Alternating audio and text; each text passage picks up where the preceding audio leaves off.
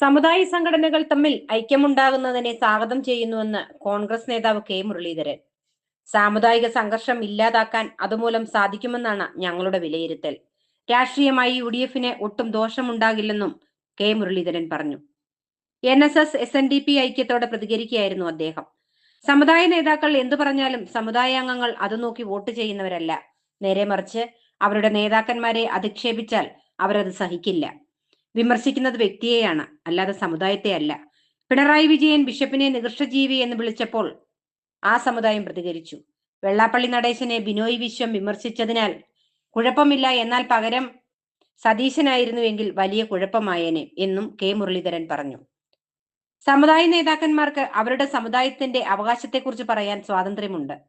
അനാവശ്യമായി മറ്റ് സമുദായങ്ങളെ അവഹേളിച്ചാൽ അവർ വിമർശിക്കപ്പെടും. വെള്ളാപ്പള്ളിയെ മുഖ്യമന്ത്രി കാറിൽ കയറ്റിയത് വിവാദമാക്കിയത് തങ്ങളല്ല, CPI ആണ്. മൂന്നാം പിണറായി സർക്കാർ വരുമെന്നായിരുന്നു വെള്ളാപ്പള്ളി നേരത്തെ പറഞ്ഞിരുന്നത്. ഇപ്പോൾ തെരഞ്ഞെടുപ്പ് കഴിഞ്ഞിട്ട് കാണാം എന്ന രീതിയിലേക്കായി മാറി.